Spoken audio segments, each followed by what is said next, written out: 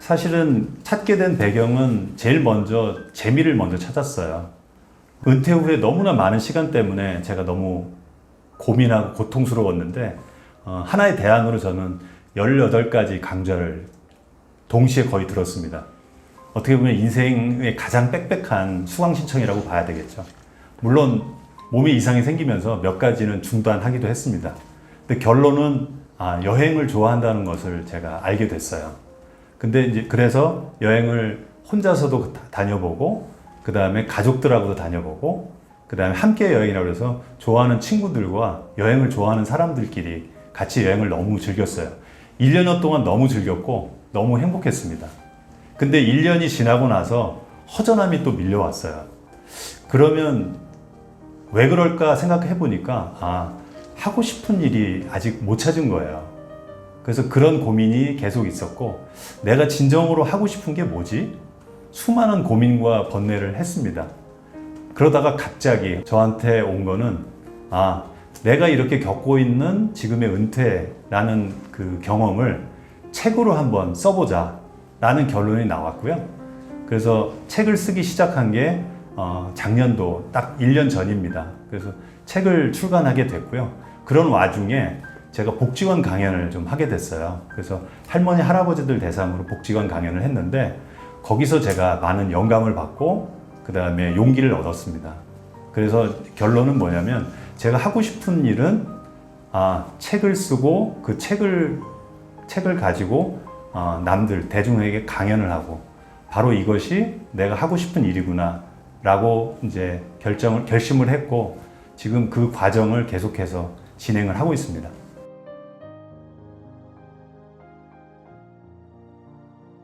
첫째, 새로운 정체성이 생깁니다. 회사 다닐 때는 늘 명함을 갖고 다니잖아요. 거기에 이제 직함도 있고 회사도 있고 그 다음에 이제 이름이 있고, 근데 이제 은퇴했더니 명함이 필요가 없어졌죠. 그래서 사람을 만날 때 좀 뻘쭘합니다. 서로 교환할 게 없기 때문에. 근데 은퇴 후에도 과연 명함이 필요할까요? 저는 자신만의 고유한 일이 있거나 브랜드가 있으면 명함은 필요 없다고 생각합니다. 그게 바로 정체성의 변화라고 생각하고요. 단단한 자신의 표현 방법이라고 생각합니다. 둘째는 쓸모가 있는 존재가 된다는 것입니다. 자신이 좋아하는 일을 하면 누군가에게 도움을 줄 기회가 많아질 수 있습니다. 한 유명한 강연가는 특정 강연에서 무료로 강연을 하는데요. 그 참석한 사람들은 거기서 용기를 얻고 감동도 얻습니다. 자기가 가지고 있는 재능을 가지고 남들에게 이렇게 쓸모있게 한다는 것은 세상에 쓸모있는 존재라고 생각을 듭니다.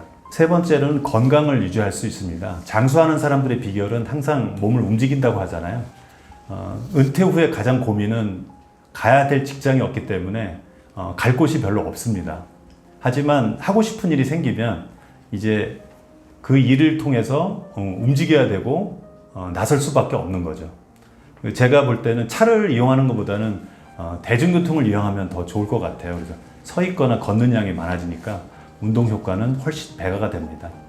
넷째로는 이제 보람을 느낍니다. 제 지인이 가죽공예를 합니다. 그래서 어느 날 이야기를 하다 보니까 이런 이야기를 하더라고요. 하나에 집중하는 시간이 너무 좋다. 그리고 오랫동안 집중하다 보면 뭔가가 완성되었을 때 보람을 느낀다고 하더라고요. 저도 책을 쓰면서 동일한 어떤 감정을 느꼈는데요. 책을 쓰느라 1년 동안 집중을 했고, 그 다음에 하나씩 목차가 완성되고 책으로 완성이 돼서 출판이 됐을 때 아주 엄청난 보람을 느꼈거든요. 이러한 4가지 변화라고 생각합니다.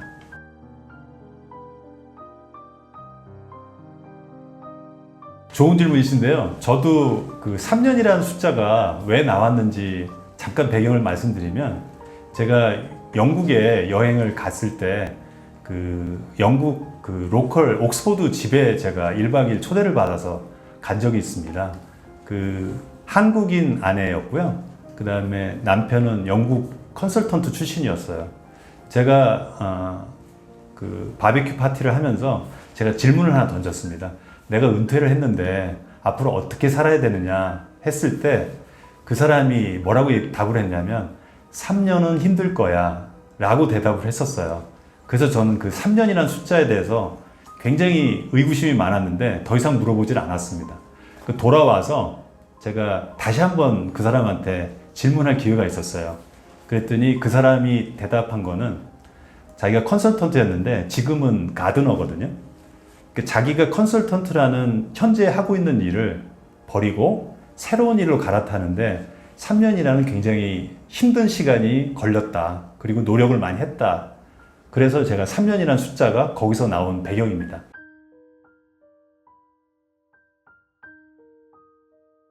사실은 그 하루에도 수십 차례 마음이 바뀌어요. 제가 지금은 얼굴이 밝고 그 다음에 책도 출간했고 그 유튜브 방송도 나오고 강연하니까 사람들은 되게 많이 부러워하실지 모르지만 하루에도 여러 차례 제가 후회도 했다가 다시 기쁘기도 했다가 많이 바뀌는데요. 아까도 말씀드렸지만 1년차 때는 제가 여행을 즐기면서 되게 행복한 시간을 보냈고요. 그 다음에 2년차 때 뭔가 제가 허전함을 느끼면서 하고 싶은 일을 찾는 동안에 굉장히 좀 많이 괴로움을 얻다가 막상 제가 하고 싶은 일을 찾았던 순간 되게 행복해서 거침없이 2년을 이제 거쳐왔고요. 지금 이제 3년째인데, 마에 3년째인데, 과연 제가 3년을 어떻게 극복하느냐인데, 지금은 사실은 그 책을 냈기 때문에 저는 이제 세상과 소통하는데 이제 3년 차를 어떻게 해야 되느냐인데, 오늘도 이제 유튜브를 제가 처음 찍지만 상당히 도전적인 목표거든요.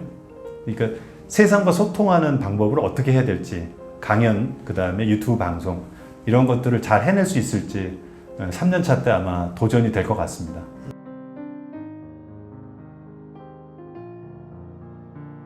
첫 번째는 자신의 속도를 파악하고 자기 시간의 법칙을 정해야 할 것 같아요. 그러니까 전문가가 되기 위해서 1만 시간의 법칙, 많은 이야기를 하시죠.